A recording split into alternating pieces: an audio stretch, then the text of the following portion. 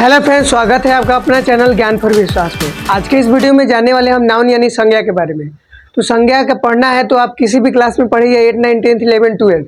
अगर संज्ञा आपको थोड़ा सा भी कंफ्यूजन करता है तो आज आपका संज्ञा का डाउट क्लियर हो जाएगा। तो देखिए, यहाँ समझते हैं हम कि संज्ञा कहा किसे जाता है।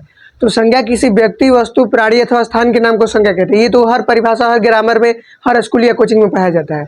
लेकिन हम समझने वाले हैं कुछ दूसरे तरीके से। जैसे देखिए, यहाँ हम समझते हैं एक नोट में यहाँ परिभाषा वो भी लिखा हुआ है जो आप रटे हुए आ रहे हैं।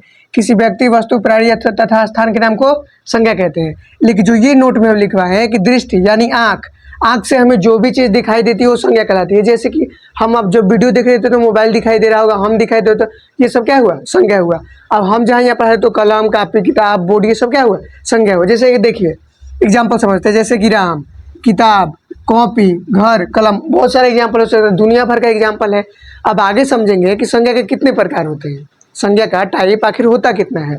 तो देखिए, संज्ञा के प्रकार होते हैं 5, जो कि पहला है व्यक्तिवाचक संज्ञा, दूसरा जातिवाचक संज्ञा, तीसरा द्रव्यवाचक संज्ञा, चौथा भाववाचक संज्ञा, पांचवा समूहवाचक संज्ञा। अब ये भी ग्रामर में दिया हो, लेकिन कुछ ट्रिक से बताएंगे जो पांचों आपको दिमाग में पूरा शांति से बैठ जाए। तो देखिए, ट्रिक का क्या नाम है? जादव सभा। जादव सभा, यहाँ यह नहीं जा हो जाएगा जादव सभा। तो यहाँ ज से क्या हो जाएगा? जातिवाचक संज्ञा, द से द्रव्यवाचक संज्ञा, व से व्यक्तिवाचक संज्ञा, स से समूहवाचक संज्ञा और भ से भाववाचक संज्ञा। यानी एक वर्ड से हमको पांचों प्रकारों का याद। हाँ, तो देखिए अब आगे समझते हैं कि व्यक्तिवाचक संज्ञा किसे कहा जाता है। आखिर व्यक्तिवाचक संज्ञा जैसे पहला प्रकार था व्यक्तिवाचक, जातिवाचक, द्रव्यवाचक, भाववाचक, समूहवाचक। तो यहाँ पारी पारी से हम जानेंगे कि संज्ञा होता क्या है, इसका एग्जाम्पल, और ऐसा समझेंगे कि सीधे दिमाग में जाएगा। तो देखिए, पहला समझते हैं कि व्यक्तिवाचक संज्ञा होता मतलब होता क्या है। तो किसी विशेष व्यक्ति, विशेष वस्तु, विशेष स्थान के नाम को व्यक्तिवाचक संज्ञा कहते हैं। किसी विशेष व्यक्ति, विशेष वस्तु, विशेष स्थान के नाम को व्यक्तिवाचक संज्ञा कहते हैं। जैसे में क्या है? राम, महात्मा गांधी, कुरान, ये सब बुक का नाम है जो विशेष तौर पे खास हो।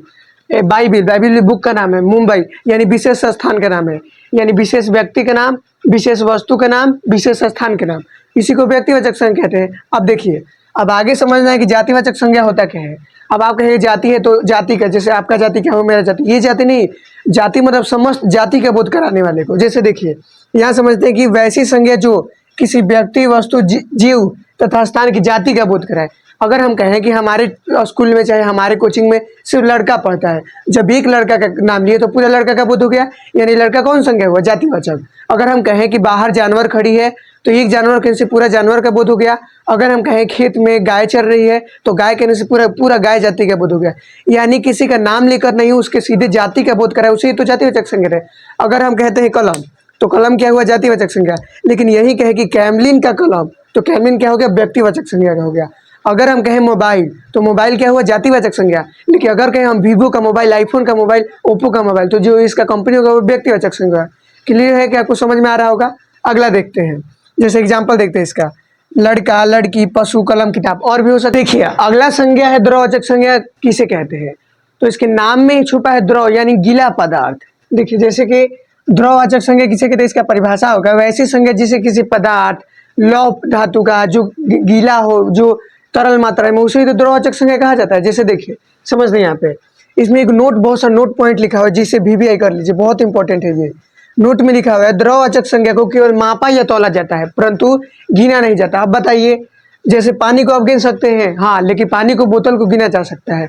अगला है दही, दही गिना जा सकता है? नहीं। यानी जो भी चीज को मापा या तौला जा सके परंतु गिना नहीं जा सके उसे द्रव्यवाचक संज्ञा कहते हैं। जैसे कि चावल, सोना, गेहूं, ये सब इसका एग्जाम्पल है। एग्जाम्पल बहुत सारा है। अगला देखते हैं, अगला है भाववाचक संज्ञा।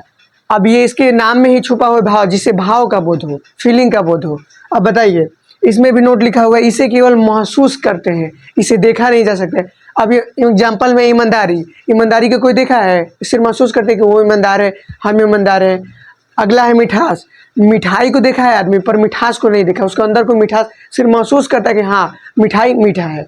अगला है दुख, हाँ, दुख भी महसूस करते हैं कि हम लोग दुखी हैं, हम लोग सुखी हैं, ये हमारा बचपन है। ये सब एग्जाम्पल हुआ।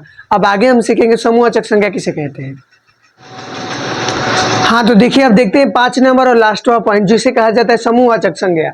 अब समूह इसके नाम से ही बोध हो रहा है कि जिसमें समूह का बोध हो, दल का बोध हो, कमिटी का बोध हो, उसे कहा जाता है समूहवाचक संज्ञा। आप अपने से भी परिभाषा बना सकते हैं, जो नहीं है कि ग्रामर और हिंदी ग्रामर में ही से चाहिए।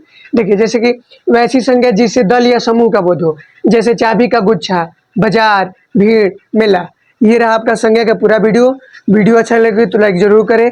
तथा जो अगला जैसे हिंदी ग्रामर में अगला टॉपिक चाहिए वो सर्वनाम का या विशेषण का या कारक का, कमेंट में जरूर बताएं। धन्यवाद।